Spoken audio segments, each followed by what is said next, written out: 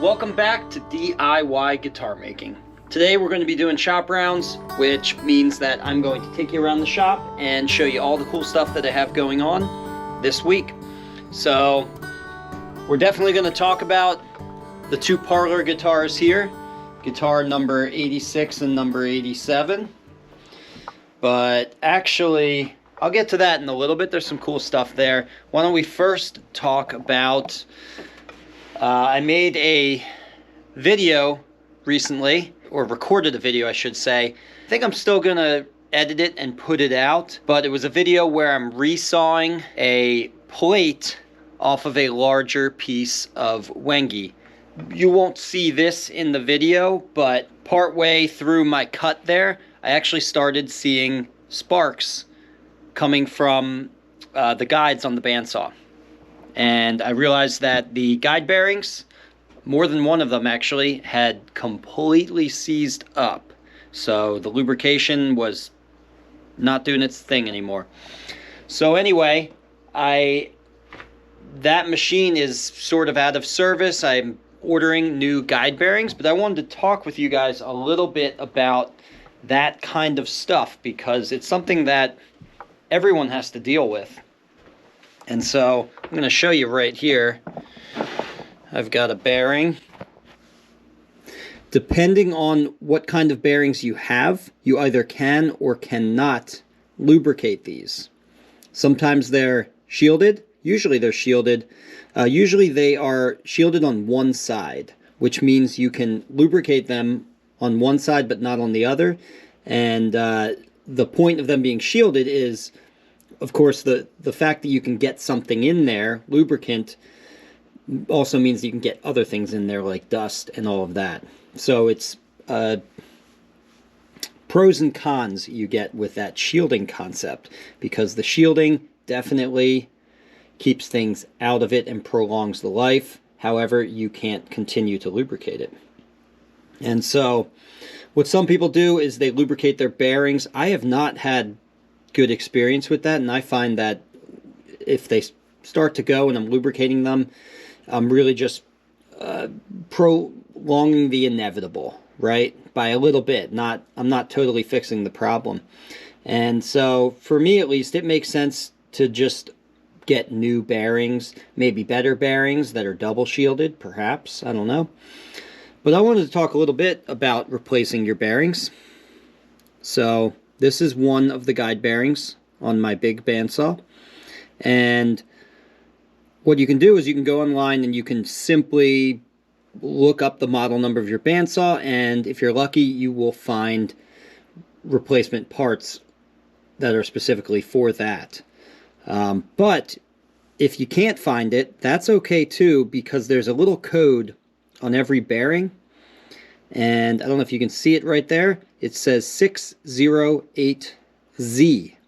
And so this code is because there's basically an organization of engineers has come up with a coding system for all bearings so that engineers can work with different manufacturers of bearings and always know what they're getting, right? They're not going to find any surprises when they get a bearing supposedly of the same type from one manufacturer as opposed to another. And the way that this coding system works is the 6 there just describes the type of bearing, which this one is a single ball bearing, deep groove single ball bearing, something like that. I was looking this up earlier.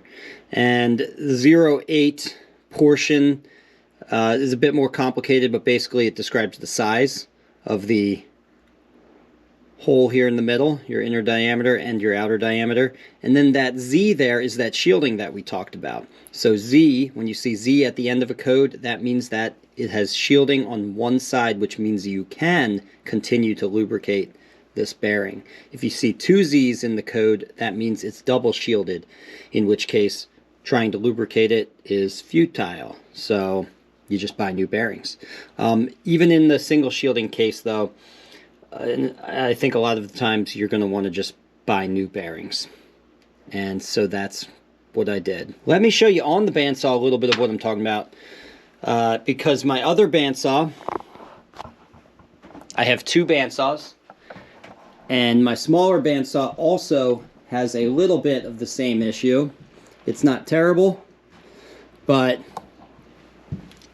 after I had that issue with the other bandsaw, I went and looked at this one, and I found one bearing that is pretty much seized up. You can see that that does not turn easily, right? It should spin like this. That's what you want, okay? So this, for all practical purposes down here, is seized up. So I also went ahead and ordered these bearings too. And once again, I just looked at the code. This one has a different code from the other bandsaw, and it's because the inner diameter is different. This one is 627Z. So the 6 is the same, it's the same type of bearing, but the 27 is different because the dimensions, particularly that inner diameter, are different. And the Z, once again, tells us that it has one shield, so that it can continue to be lubricated, at least in theory. So yeah, I just wanted to mention that here in Shop Rounds to give you guys a little bit of advice to keep an eye on the maintenance of your bandsaw. Don't be like me and wait until it starts shooting out sparks. Hopefully you'll pick up on it a little bit sooner. But yeah, this right here is pretty well seized up. It's even worse on some of the other ones. And it matters a lot more for this bandsaw, by the way, the bigger bandsaw, because the bandsaw blade, when you're doing big resawing work like this, your bandsaw blade is as much a tool as the bandsaw itself. Whereas on the little bandsaw with a little 1/4-inch blade, that blade is much more replaceable. It's apt to break much more often anyway, and they're much cheaper to replace. This is a $150 Resaw King bandsaw blade. It probably costs more nowadays, but when I got it, it was $150. Many years ago. Never had any issues with it. It hasn't broken or anything like that, and that's because I put good money into it. But that's why when I see my guide bearings shooting out sparks, I address that right away. But honestly, you should address that before the sparks. Alright, let's move on from that. Let's go check out those Parlor guitars. So here we've got guitar number 87. I'll tilt this a little bit so you can see that cool bracing pattern. It looks pretty slick. It does have a purpose too, but hey, I can admire the way it looks as well. And this one is rosewood. And guitar number 86 over here is at this point still identical to number 87, except for the fact that this one is wangy. I'm at the point where the back is attached. I've made the neck blank here. I put the truss rod slot into it. We've got a heel block on the back, the scarf joint up front. So everything's laid out and this is ready to go to have the joint, the mortise and tenon cut, and ultimately to have this carved, the headstock shaped and everything like that. And then I've got my soundboard thickness. And one thing I did recently was install this fiber strip inlay here with some really cool blue poplar fiber strip veneers. And I got those from GurrianInstruments.com, Michael Gurrian's company. So basically what's in here is this stuff. And it was just a whim. I just kind of thought, hey, I want to build a guitar with a little pop of color in it. Usually everything's earth tones and maple and mahogany, etc. But it'd be cool to put something a little less natural looking, honestly, on a guitar just to make it stand out. So I'm going to have, here I'll show you it sanded back actually. On this guitar you can see it a little better because I've sanded that back. But yeah, it's going to have a nice sort of like aqua blue color to it. And there's going to be a purfling scheme to match with that. So you will see plenty of white and blue on the soundboard side. And then there'll just be maple purfling all along the sides and the end wedge in the back. And why don't we put a little mineral spirits on here just so you can see what this will actually look like under finish. You can always use mineral spirits or denatured alcohol or even naphtha or water if you don't use too much of it because you don't want to swell things, to mimic the look of finish. So that is what we're after. Pretty cool, right? So that's where I'm at right now. I'm ready to lay out the bracing, to glue my bracing blanks down here and have them carved. And we'll proceed from there. Just wanted to give you guys an update on those guitars. And then lastly, if we travel back here, you can see I have a bunch of guitars in the early preparation stage. These ones down below here, all these rosewood ones, are for the spring workshops, including this one up here. My wife actually has been coming to the shop occasionally, and she is helping to batch out some of these parts. So she cut out all these rosewood backs and the western red cedar and Sitka spruce tops. And so those will be for the spring workshops.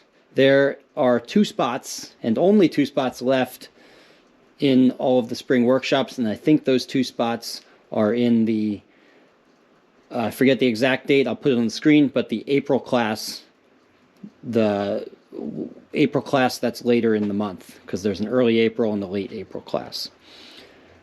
So, this last one here, this is, I'm going to be starting this as soon as the Parlor guitars are finished. This is a OM, an orchestra model for David in California. I showed this before, but hey, we'll take a look at that again. It's a really beautiful set. So that is not for the spring workshops, but everything else here is.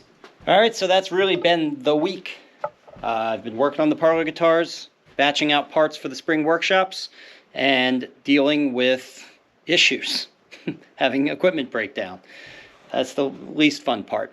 Anyway, I hope you guys learned a little something here, traveling around the shop and me giving you little tidbits. Let me know in the comments if you are enjoying these shop round type episodes, and I will hopefully continue to do them. Alright guys, see ya. If you learned something here, please give this video a like and subscribe so you can be notified when I release a new DIY guitar making video. And if you want to really learn more, take one of my structured online courses at ericschaferguitars.com or register for a hands-on guitar building workshop here with me in Burnville, Pennsylvania.